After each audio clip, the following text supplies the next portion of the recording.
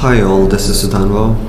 Here I'm presenting an approach to explain query recommendations using persistent homology. This work explains how topological structure in SQL queries can help us understand query similarity. The current query recommendation systems suffer from two key limitations. One, they're not explainable, that is, they recommend queries without telling you why those queries are related. And they also fail to capture complex relationships. The SQL queries are structurally and semantically rich. Many systems just treat them as simple strings. And these limitations have real-world consequences. First, they create a bad search experience, especially in large data warehouses. And second, they lead to inefficient query optimization. To address these challenges, we can turn to persistent homology, which is a concept in computational topology. So persistent homology lets us analyze the shape of data by looking at clusters, loops, and other topological features. Here's a quick overview of how it works. As we increase the threshold, you can see that the point starts to connect and form edges, triangles, and loops. This lets us track the way these topological features evolve across different distance thresholds.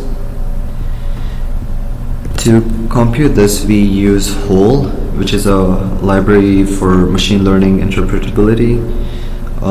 It offers tools for building distance metrics and visualizing them. And this project builds on that framework to explain the SQL query analysis. The core hypothesis is that the SQL queries exhibit meaningful topological structures. So if you look at this, we can see that at small thresholds, the queries are isolated, and at medium thresholds, they form clusters representing groups of similar queries, and at large thresholds, they collapse into one single component. So this is basically persistent homology for SQL queries. You're seeing the queries evolve over multiple distance thresholds, and at a certain point, you can see the cluster formation. To do this, we first vectorize the SQL queries. Each query becomes a feature vector that is derived from tables, columns, and user metadata. And moving on to the pipeline, first we start with the relational database, and then we collect the queries. After that, we extract the n-dimensional feature vectors, and we compute the distances. Once we compute the distances, we apply persistent homology to it, and then we recommend similar queries. Let's move on to the demo here. So first we're going to create a database and generate some input queries. After that, we're going to extract features from that. We're basically going to vectorize the SQL queries, compute their persistent homology, and provide some recommendations, and then finally visualize the results as to what's going on in the persistent homology step. So here we're creating the database with around 300 samples, and here we're generating some sample queries for the input, and these are all of different query types and are saved to a JSON file here. And in this step, we're going to vectorize everything, all the input queries,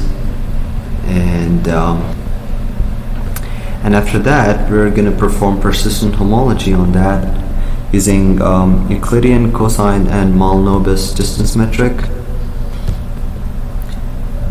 And then we generate some query recommendations based on the topological proximity.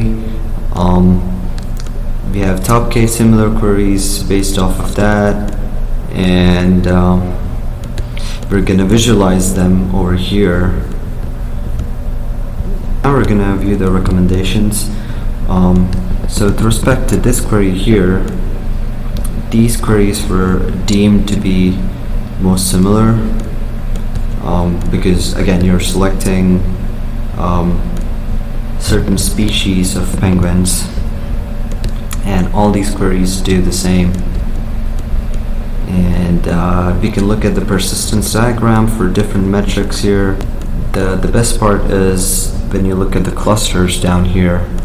So here you can see that there are cluster formation in multiple distance metrics, and when you look at the PCA projection of this, you'll see that the aggregation queries are placed close to each other, join queries are placed close to each other, filter queries are placed close to each other, and so are the select queries. And the same thing can be seen in the MDS projection. This tells us how persistent homology can be useful to explain query recommendations, and thank you.